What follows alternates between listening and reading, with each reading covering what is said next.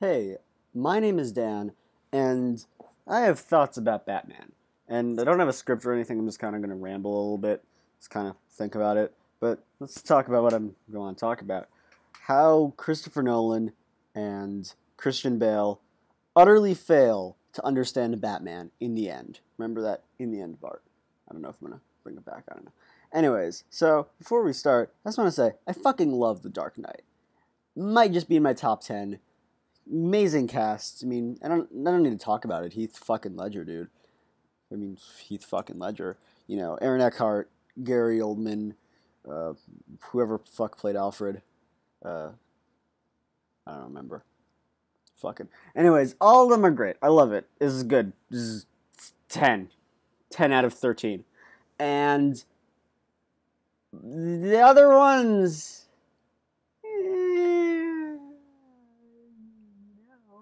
Well, we're going to talk about them in a whole, so, I mean, I guess you'll know about them then. And I also want to say that I've never seen Christian Bale other than these movies, so I don't want to just say, oh, he's a bad actor, because I hate when people do that. It's like, oh, based on this one performance, they are a bad actor, because, you know, you never know what's going on behind the scenes of a show. You never know. This guy could be, like, dealing with his dead wife or whatever. So I don't want to say he's a bad actor. I don't believe there's a thing as bad actors, only bad casting. With all that said, Christian Bale is fucking terrible as Batman. And not just the voice, and we're going to talk about the voice, but just understanding how Batman works, how his character works, who he is as a person, all that, they don't get it. So, what I noticed about First of all, actually, let's talk about the fucking voice, because that's the big thing that everyone has the problem. Batman has a stupid fucking voice, and yes, I think not only do I think that he has a stupid fucking voice, I think his stupid fucking voice encapsulates everything wrong with Christian Bale as Batman. It is loud, obnoxious, and stupid. I raised my fingers doing the 1, 2, 3 thing. Okay, my point being, let's talk. So yeah. It's loud, first of all. And Batman isn't supposed to be loud. He's supposed to be quiet and subtle. Because that's how he works. The whole idea of him is that he's this mystery. He's this, what the fuck is that? Was that a fucking bat person? Was that a... What the fuck was it? And if they associate if they associate that with this mystery of... is it the fucking Batman? It just doesn't work. Because, that's the thing. Kind of leading into the second part. It's not fucking scary. It's not intimidating. Kevin Conroy's Batman voice is fucking intimidating. Like, that very deep, let me make one thing very clear. That very just deep, quiet, kind of monotone, but still enough emotion to be like, listen here, fuck bag. I don't know what a fuck bag is. It's a bag full of fucks that I don't give. Oh, hashtag Force 20 swag. I lost what I'm saying. I was talking about Christian Bale's fucking Batman voice. Anyways, so yeah, that doesn't work. What else doesn't work about it is it's obnoxious. Like I said, it's not scary, and that, Batman, even if you don't find him scary, you have to understand that other people have to find him scary. And if you can't even, because, yeah, that's the other thing. Christian Bale's voice is fucking ridiculous. It's like, I don't even know what it is. It's like a dog that has conjunctivitis and can learn English.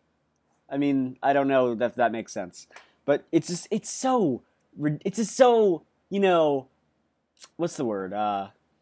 It's like, over the top. And especially in a movie trying to be so fucking dark and so fucking, quote-unquote, realistic, with fucking Bane. Talk about Bane in another video. It's so out of place and just such a tonal shift for not only the character, but for the entire mood of the film, that it just does not work at all.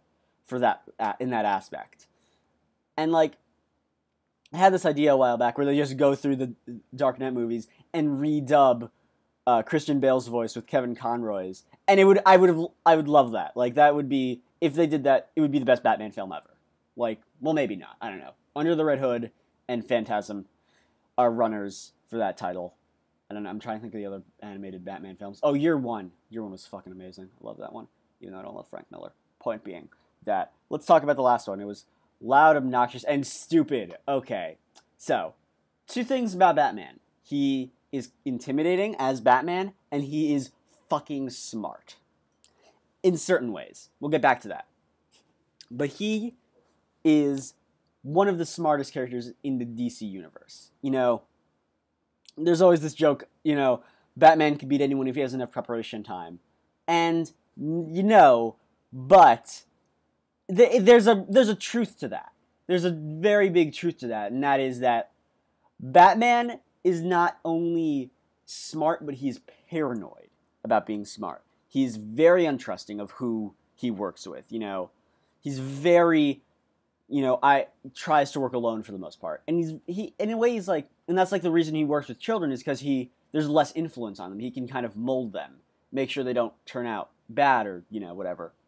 But Christian Bale's Batman is kind of a fucking idiot, I'm going to be honest. You know, again, obviously, he tries to hide his voice in the dumbest way possible by making it loud and obnoxious. I said that weird. Sorry, my throat is doing a thing. I'm just going to have some more.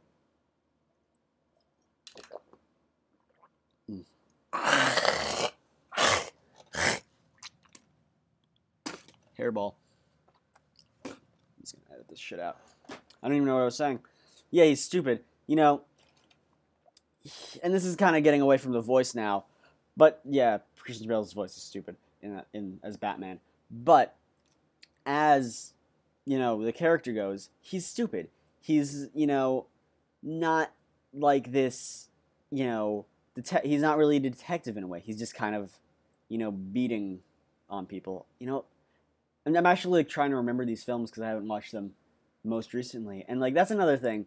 A movie is never, if you can't remember that much of a movie after watching it, it's never a good sign. And like, I don't think I've watched The Dark Knight Rises since it came out, so I might be a bit foggy on that. But Dark Knight, or Batman Begins, I watched like a couple of weeks ago, and I can barely remember it, so, well, I can remember it. But just thinking about it, it's like, he never does anything where he's, you know, smart.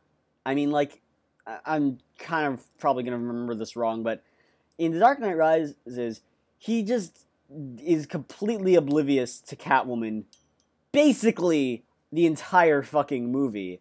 You know, he's like, who's this random lady that you've never seen before who's dressed up as a maid in your house? Again, he's paranoid as fuck. He's gonna know his fucking staff, you know, and yet he's like, oh, here's the fucking safe where I keep my mother's prize jewels. And I was, oh, thank you, I'm gonna punch you now. I have so many problems with that fucking movie. But, you know, maybe I'll talk about that later. And, you know, I don't even know where I'm going with this. Like, I had an idea. Maybe I'll get back to it. Maybe I'll just re-record this whole fucking thing. Because I like the beginning part. This is, if anyone actually hears this. Oh my god. So yeah, back to Dark Knight. And then he, like, kind of trusts her again when he, like, says, do you know where Bane is? And he's like, yeah, I think she's like, yeah, I know where Bane is. And they follow her into clearly what is a trap. This underground, hard-to-get-to lair where she's like, okay, Bane is in there. Oops, I betrayed you, bye. And, yeah, that happened. And then he got his fucking back broke by Bane. I think I'm just going to talk about Bane now, because, well, no, I'll wrap up what I have to say about Batman, then I'll talk about Bane. But, yeah, so Batman is kind of a fucking idiot in these films. You know, there's other parts where that happens, like how the person who's clearly manipulating him, Talia, to try and kind of get in there with the Wayne people, clearly does not see that. You know, that's kind of Batman's thing where he kind of sees this shit coming, but he's completely oblivious to her whole scheme. Oh, sorry, that's nothing. And completely oblivious to that, and then like he doesn't even try to figure out where the bomb is or whatever was happening at the end there. And instead of like, actually doing fucking detective work, he just kind of kicks Bane. Poor, British ass Bane. Just, oh, where's the trigger? Where's the trigger? And it's like, dude, you're fucking Batman. You're your world's greatest detective. You started off in Detective Comics. How about you do some fucking detective work instead of just beating on Bane? And yeah, that's another thing. Batman is very famous for his intimidation and his, fucking interrogation. Forget the intimidation. I mean, he's more importantly, his interrogation skills. And his interrogation skills in this are beating on people and yelling at them. That is how you interrogate people, apparently. There's this great moment in Justice League, the first episode with Aquaman in it, where he's trying to fucking get information out of Deadshot, and he interrogates him, and all you see is, you see Batman saying, let's make one thing very clear. Then it cuts to the Justice League being like, do you know how the fuck he does that? And it's like, nope, but I don't want to. And then he comes back and Deadshot's like all freaked out. It's like, okay, I'll tell you what you gotta know. And here, it just kind of, Batman comes off as just kind of being fucking crazy and not actually being, contained. And yeah, Batman is not the most mentally healthy person in the world. In fact, he's very mentally unstable. Again, we'll get back to that. But he always has that demeanor. He's never going to show the bad guys how he's feeling. That's the thing. He's very much, walled off, not only from his enemies, but from the rest of his world, the Bat family. And, if he's just kind of going nuts on this guy, it totally just defeats the purpose of that.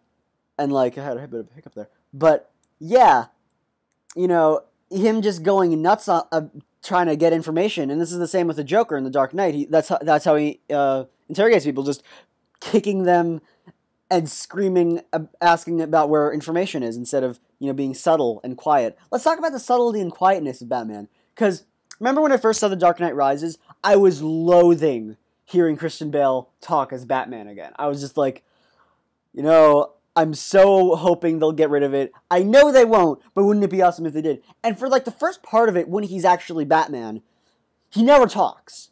And that's brilliant, I thought. It's like, he's never going to say a word. He's just this figure. He's just this idea. Doesn't say a word, just shows up. And the second he talks, it was like, oh my fucking god. Because they had something so good going on there with him. This quietness. And they pissed it away. Frustration. But let's actually talk about the character a little bit more. Because, again, we've established Christian Bale's Batman is not smart. Or not that smart. While opposed to the comics is the smartest person ever. And if you tell me, oh, he was smart in that film, he's always prepared. Why wasn't he prepared for Talia? Why didn't he was prepared for the bomb or whatever? Why wasn't he prepared for the fucking trigger? Don't do that, oh, he's always prepared shit, because he's not. It's that if he was, he'd be boring. And some people actually do that with him. Cough. Zack Snyder, even though that movie hasn't come out yet, but they're probably going to do that, and Frank Miller in that one comic. My point being that he's not smart. That's the thing we're trying to get. And the thing is, in the comics, Batman is very smart. But he's a very special kind of smart. He's very much smart in that way where he knows a lot about stuff. He knows a lot about detective work. He knows a lot about science, the sciences. He knows a lot about criminology and the mind. That's what his specialties are. That's what he knows. But that's kind of it when it comes to his intelligence. Because other than that, he's kind of social. He's very socially awkward in a lot of ways. He has a lot of trouble connecting to people. He's always very closed off. Always, just going in his cave, hiding away, trying to find whatever. He has a hard time just kind of doing normal things as a normal person if he's not, having that mask of Bruce Wayne up. there's this saying, I forget the fuck it says, like, Bruce Wayne is the mask, Batman is the person. And yeah, that's true, but Batman is an unhealthy person. He is very just, I don't care, I'm just going to beat people up because it makes me feel better. And that's who he is. He is very much trying to find a way to vent his anger, vent his frustration over what happened to him. He's not, you can kind of, not what's the word? Like, put him on this pedestal of being like this great, oh, he stands for justice. He stands for all the shit. No, he stands for trying to find a way to vent, of trying to find a way to fix himself. And, I think it's a hero complex. Don't quote me on that. I don't know what a hero complex is. I think it's like, well, I kind of know what it is. It's like the idea that you kind of have to save people, but for yourself and not for the actual other people. And yeah, Batman is a very caring person in many ways. He took in these orphans, after similar tragedies happened to them, and because he didn't want them to have the same thing that happened to him happen to them. That came out weird. But yeah, he wanted to make sure they didn't go down the same path as him, which is this very lonely path. This very, helping yourself path in order to feel better about yourself and feel better about what you lost. Oh, there's this absolutely brilliant quote from Batman Beyond: Return of the Joker, where, what is it? It's the joke. Spoilers for that movie. You definitely should go see it. Where the Joker captures Tim Drake, and he brainwashes him basically into being a little Joker. And sorry, I'm trying to find this. Where the fuck is it? It's a really great quote. It's like,